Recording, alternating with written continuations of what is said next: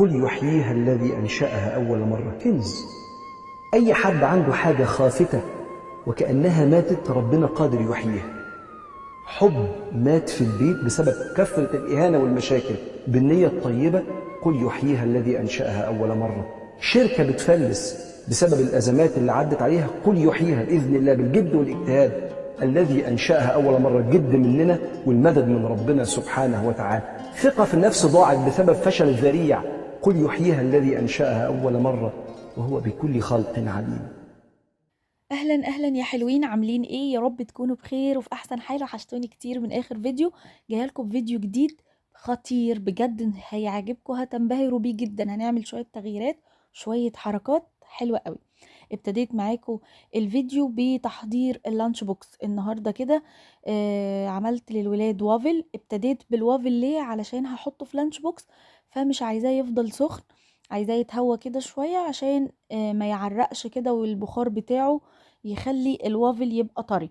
فعملت الوافل اول حاجه وسبته. طبعا انا كان عندي عجينه وافل باقيه من اليوم اللي قبله، كنت عامله للولاد بالليل وافل، فالعجينه اللي اتبقت استخدمتها في اللانش بوكس.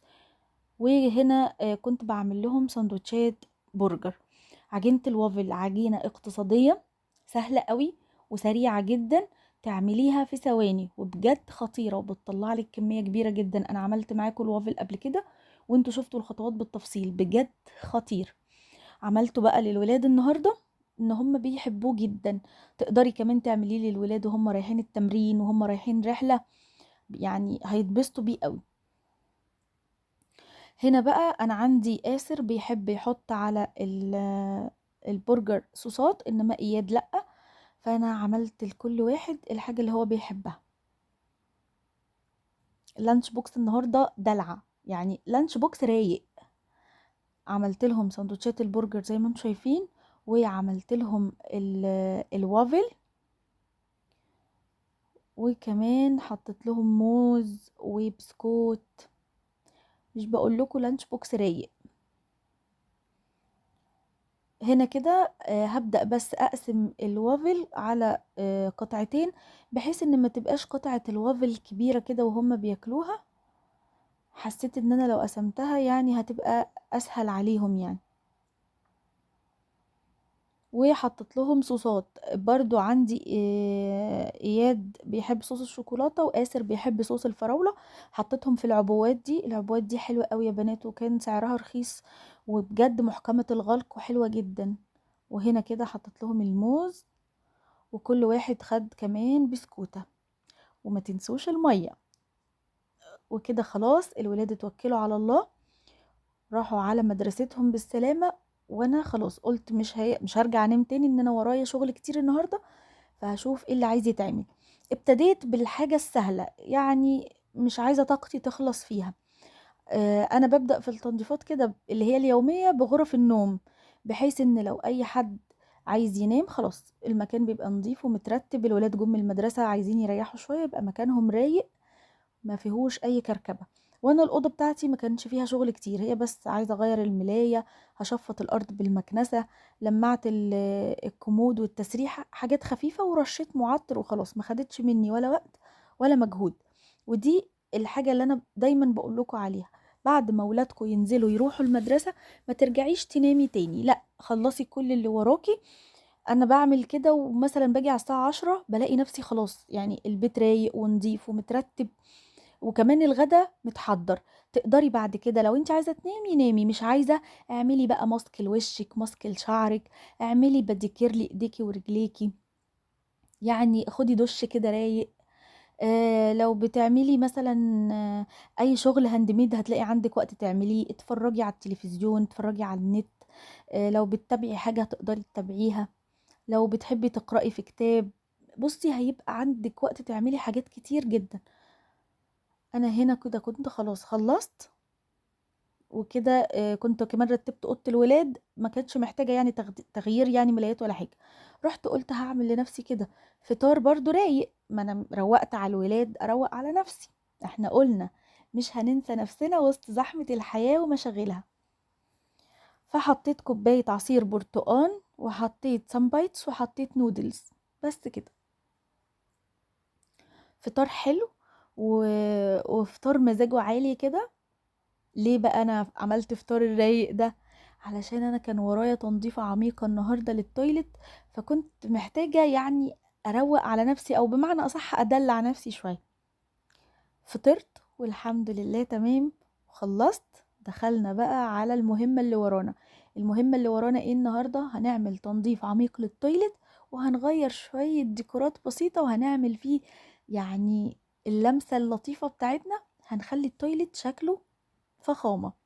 اول حاجة عملتها، مسكت كل الحاجات اللي عايزة تتغسل وغسلتها. وقبل ما اصور معاكم انا كنت غاسلة المراية بتاعة اللي هي فوق الحوض، وكنت غاسلة الحوائط والكابينة. دول انا مش بعرف اصورهم يعني، عشان كده عملتهم قبل التصوير. التويلت من الأماكن الرطبة اللي بتجمع ميكروبات وجراثيم، فلازم يكون دايما نظيف ومتعقم. طبعا شيء أساسي كل يوم بنعمل ايه؟ بنغسل الحوض، بنغسل التويلت نفسه.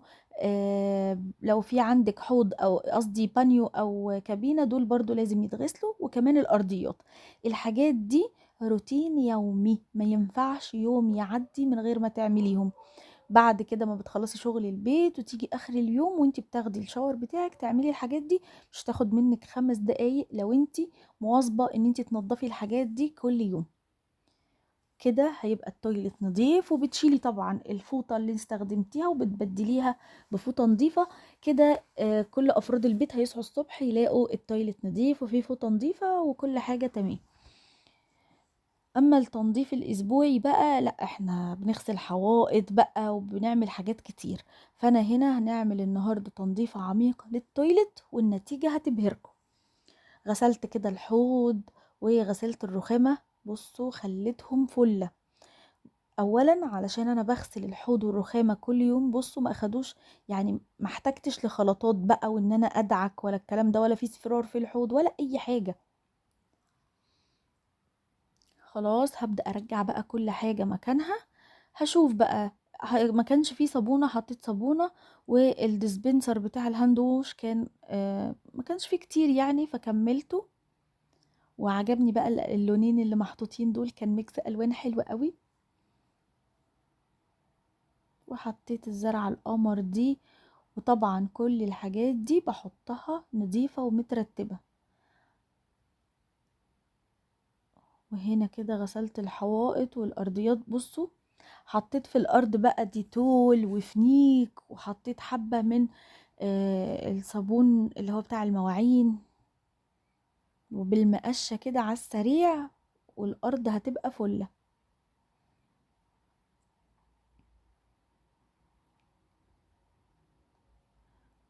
هنشيل بقى الرغاوي دي وننشف الارضيات.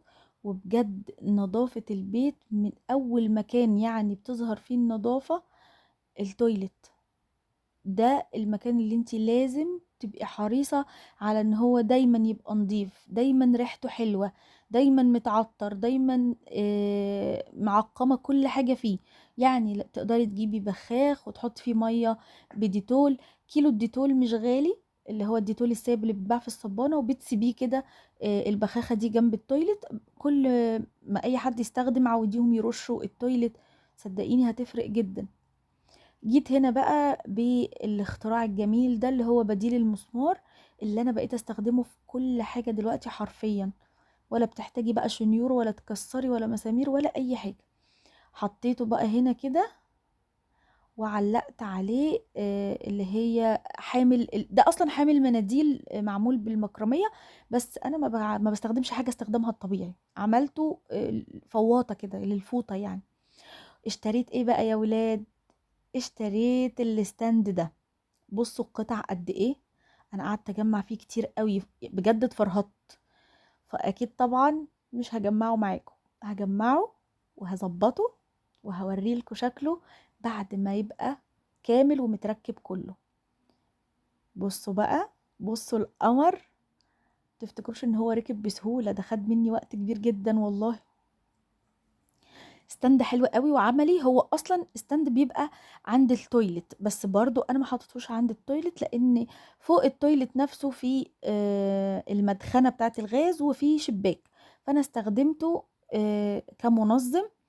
وحطيت هنا كده المنظمات الصغيرة دي، حطيت بقى فيها الماسكات، السكراب، الحاجات دي كلها. كمان البونيهات دي بتاعت آسر وإياد كان عندهم 2 واتقطعوا، فجبت 2 جداد. هبدأ برضو احطها لهم هنا. وحطيت كمان الغسول بتاع الوش وكل حاجة. بصوا اتلمت في البوكسات وبقى شكله منظم. ده الديسبنسر بتاع الشاور، زي ما قلت لكم كانت حماتي جايبهولي في عيد ميلادي، فانا حطيته برضو هنا. وحطيت الفوط دي، وغيرت كمان الليف بتاع الحموم بتاع الولاد. طبعا بتعملي لكل واحد لون علشان يقدروا يفرقوا بينهم. وهنا حطيت البوكس بتاع الملابس، وحطيت الباسكت ده، وحطيت السجاد طبعا كان مغسول وزي الفل.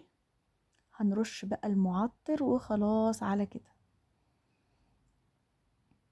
طبعا الارفف دي كلها اتلمعت، هنرش بس معطر على الزرع وخلاص على كده. قولولي ايه رأيكم بقى في الستاند اللي انا حطيت عليه الحاجات ده، وكمان الحامل اللي انا علقت عليه الفوطة. والحمد لله خلصت، وبجد الحمام كان خطير. استنى تقولولي رأيكم. بعد ما خلصت، الولاد كانوا طلبوا ليهم اكل. كانوا طلبوا مكرونة نجريسكو وبيتزا، لان انا اليوم ده كنت عاملة قرنبيط، وهم يعني القرنبيط مش بيجي معاهم سكة ومش بيحبوه ولا بأي طريقة. يعني انا حاولت اعمل الاكل ده باي طريقه، مفيش، لا ما حبوهوش. فهم طلبوا بقى بيتزا وطلبوا مكرونه وكلوا بالهنا والشفا، ودخلوا علشان يكملوا مذاكره. فانا حبيت بقى اروق عليهم كده وهم بيذاكروا. عملت لهم بينك ليموناده. ده مشروب من فيتراك، هو طبعا بيجي مركز. ببدأ احط حبة كده من البينك ليموناده ده في الكوباية، وعليها بقى مكعبات التلج، وبعد كده بزودها اي مشروب يعني.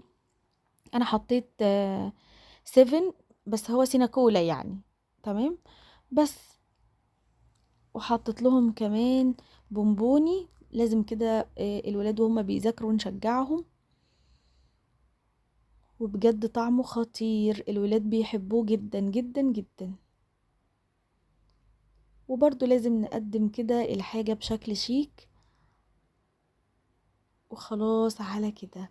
بجد الفيديو النهاردة كان حلو قوي، وانا اتبسطت معاكم جدا. لحد هنا الفيديو بتاعنا خلص. تنسوش تعملوا لايك وشير للفيديو. باي باي، مع السلامة.